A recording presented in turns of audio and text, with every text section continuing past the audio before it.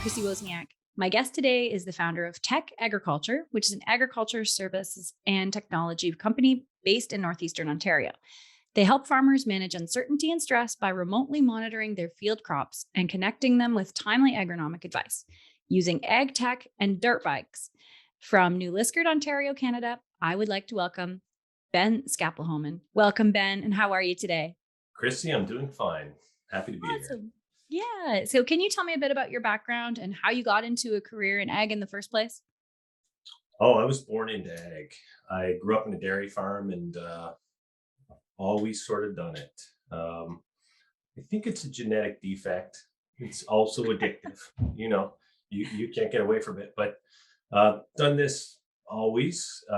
Originally farmed myself, probably 20 years ago, and then moved to a different part of Ontario, up here in northeastern Ontario, to run like a kind of a corporate grain farm. It's like a 10,000 acre type cash crop grain farm in a cooler season area up here. We're growing Western Canadian crops, really, but in Mhm. Ontario, right? Canola and wheat are major crops up here, and so that's how I arrived up here. And after a few years running this commercial grain farm, started my own crop consulting business. That was about 10 years ago, I suppose. So we give farmers advice, agronomic advice. Crop scouting is a big part of what we do here. Mhm. That's great. And the technology available to producers is mind blowing these days. And from drone footage and satellite imagery to mobile apps that identify diseases and insects. But what you do, in fact, bridges a gap. So tell us about what tech agriculture does. Yeah. So when we're advising growers, you know, looking for problems in the field, we're already using satellite imagery. We've used drones ourselves here in the past, still do. What they're good at is seeing a big picture. You know, sort of like NDVI satellite imagery. It's great at seeing a big picture, but it's post information. It's after the fact information. It's almost like yield monitor data in a sense is what already happened, and that's really useful for making management decisions for the future.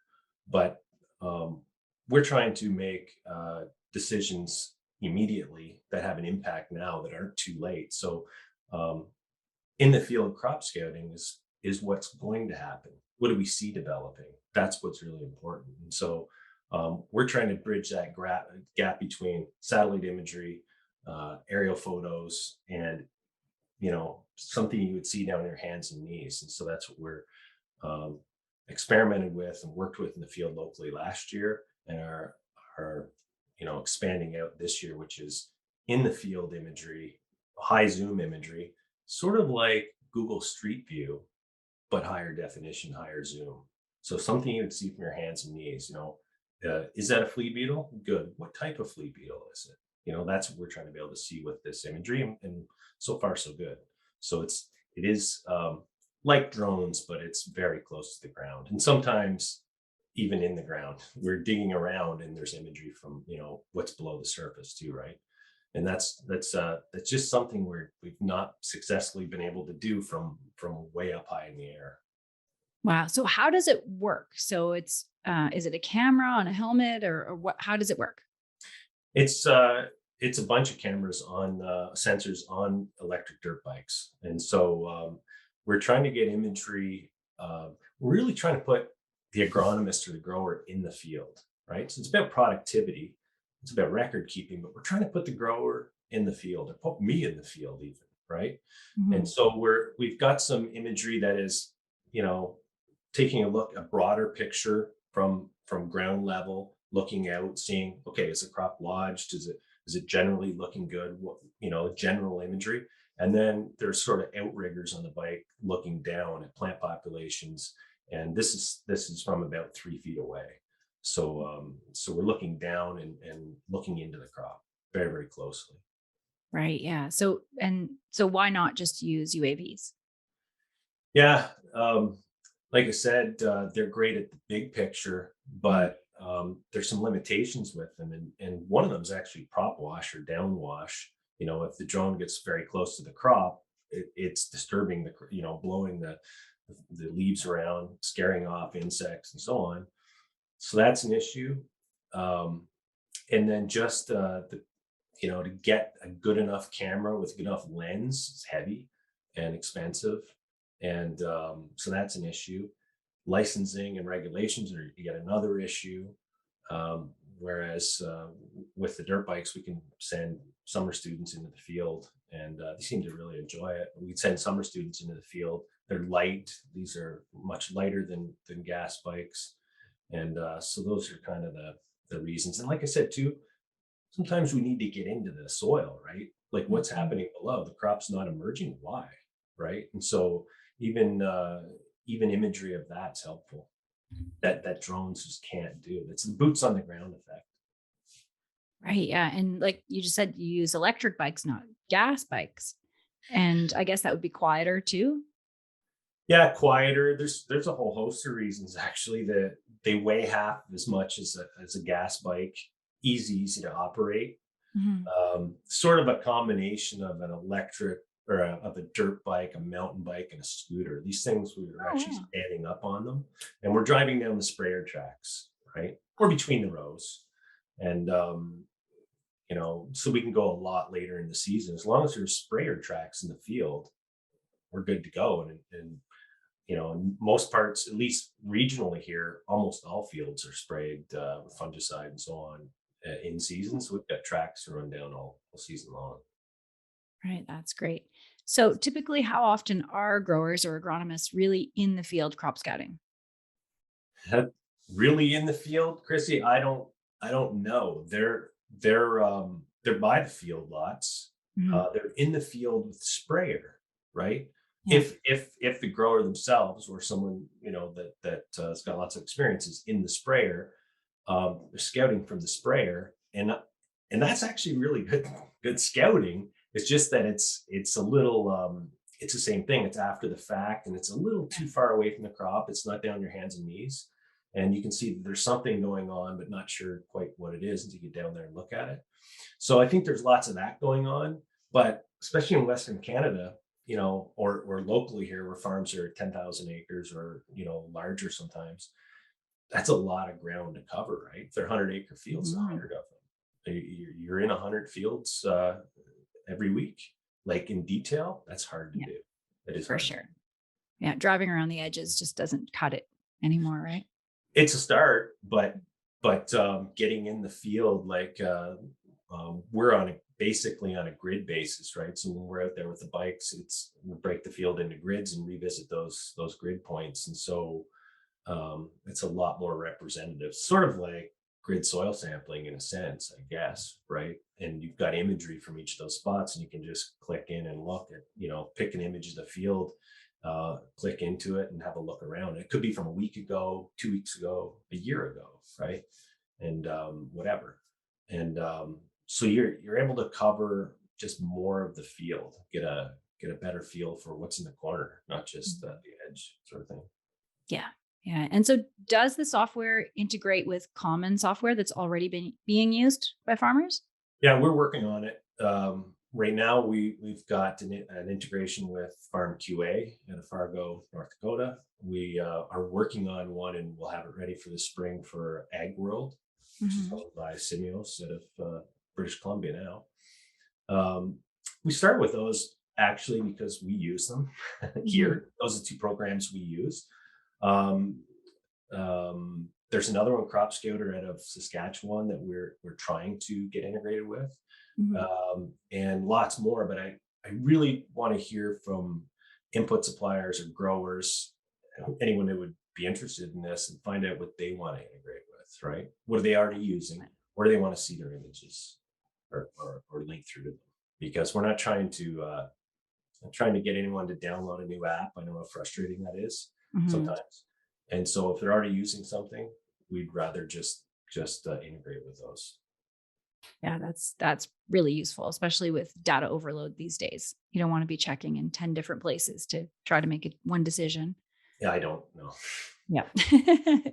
So, how does the logistics work? Does your team travel around to farms, or do you have local teams set up in various locations? How does that work?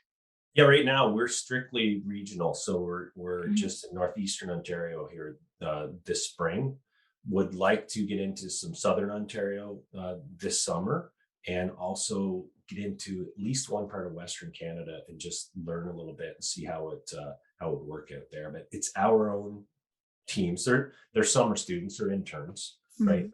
And um, we're getting out to the fields once a week, or maybe some on demand sort of visits as well. We'll see how that goes. I say that because last year locally here we had big frost problems. It was the end, right at the very end of May. So our Mhm. soybeans and canola were mostly up, and we had to reseed like all of the soybeans locally, and most or half maybe of the canola, right? And so in situations like that, we were into the field, and a day later back in the field, and then a day later back in the field, because is it dead? Is it not? Is it recovering? Do we need to replant it? And that's where this sort of on the spot type crop scouting is really useful, right? Yeah. And where the grid's really useful, because it's fine in one frost is like that. It's fine in one part of the field, not in another. So we'll see how that goes. But some on demand will probably feature into this. Great. And with these terribly high input costs this year, what can producers do to pivot and reduce the costs? Is it possible to make several small changes to maximize profit in 2022? Yeah, I think I think that a lot of things are out of our hands, and Mhm. growers' hands, especially, right? In terms of input costs, seed costs. On the bright side, commodity prices are right now high too, Mhm. but a lot of those things we can't do a lot about. What we can do a lot about is management, right? So it's not tied to inflation, really, right? Yeah. To a certain extent, it is. Labor's hard to get, Mhm. but management is really going to matter. So it's a matter of getting the most out of what we have this year. So um, in the past, I think of oats. We grow a lot of oats locally here. Oats in the past weren't worth much. It was a low input cost crop, excuse me, uh, and you could afford to make some mistakes because the implications weren't all that serious. But now, if we're on some crops, $1,000 an acre plus, $1,500 an acre, whatever, even a 5% change in yield with the same inputs is very significant. It's an order of magnitude bigger impact than the cost of, say, crop scouting, right? Yeah. So if flea beetles are the issue, and they're not monitored, and you have a wreck or a thinned part of the field, that is going to have a significant impact and could have been prevented. Cutworms are another thing that comes to mind. Yeah. Frost, there, we can go on all day, right? But Mhm. small things, um, really, it's about patrol and being on the ball and being everywhere at once. If we can do that, we can maximize these crazy input costs that we have, right? Or Yeah. or or get the most out of them. Yeah. It's more about stopping being reactive and being a lot more proactive, right? At the beginning. That's right. It's about being on the ball, Yeah. right? And and so if some of these things are just left to their own devices, and we just like, well, it is what it is, we can take big losses. We're putting big money into it, and Mhm. now we need to try to get the decent yield so we can take advantage of the other end, right? And so it's really about helping out with management stuff. So I think that's really important this year. Um, um, I don't know. No one knows where things are going to go. All we know is right now, it is what it is, right? So we have to make the most of it. Yeah, absolutely. And what are you seeing as the biggest challenge for producers this growing season? And in your opinion, what's the best way to navigate those challenges so that there's success on that other side? Yeah, the biggest challenge is probably the markets. They're wild, Yeah. and just the uncertainty is a huge. It's always an issue in agriculture. We don't know what the Right. weather's going to do. We don't know what the markets are going to do. But right now, it seems to me, anyways, the world is very, very unpredictable. Yeah. Maybe I'm politically naive, I don't know, but the world seems unpredictable to me. And so I think that that's a big issue with growers. What to grow is probably already decided, right? So we have Yeah. to make use now of what we have and maximize what's out there. Yeah, that's it. And are there any opportunities that you think that farmers should be leveraging this year? Other opportunities, I think that labor is always an issue, right? So Mhm.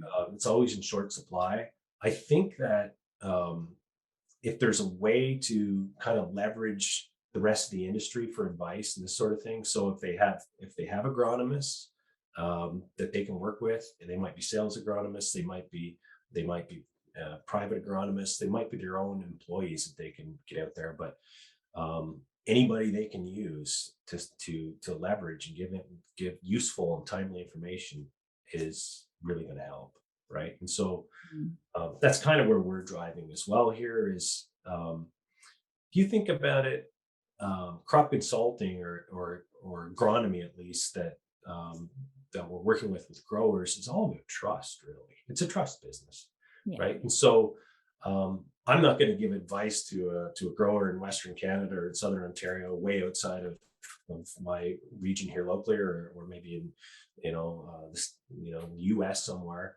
I don't have local expertise, and so what we can do is provide a snapshot in time, and growers can see it themselves, or their agronomists can see it and advise their own growers based on the information, right? Mhm. So it's really about making use of lots and lots of different people that trusted advisors and people growers trust, and because they know them, right?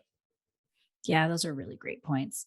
And so think about what you've learned over the pandemic that made your company stronger, more agile. What are some of those things that you learned through the last 2 years? I relearned some lessons that I learned a long time ago, which is to be a little more self-reliant, okay, and a little more, um, try to diversify a little bit. I learned a lot. I don't know if people remember this in Canada, but mad cow disease back in 2003. Right. Uh, I actually had hundreds of beef cattle at the time, Oh, and wow. and so yeah, and so it was a wild ride as well, right? And but I learned to not maybe get over reliant or too focused on one thing, because it can leave you a little bit exposed. And same thing with COVID, right? That's one thing I learned is to just spread out a little bit and have a few irons in the fire, and that's what you can do with a variety of different crops in some parts of the world. um, I guess that would be one of the major things. The other, though, is there's a myth. I think it's a myth that farmers are a little bit slower to accept technology, a Mm, little bit wary of it. I don't know that that's factual. that's it. I don't see that at all. I see them embracing it. I just don't see Yeah. it. So during, at the beginning of COVID, we were all on Zoom and so on, and I saw no difference between farmers or anyone else. It was a tool, a solution. Everyone used it when it suited them, right? And so I think farmers, if technology is useful, Yes. will adopt it. If it's shiny and new and expensive and doesn't do anything, they won't. These are no fools. So that's something that became more obvious. Yeah, that's great. So, how can people find you? They can find me on tech.ag, which is TECC. That would be the best place, and on social Okay. media as well.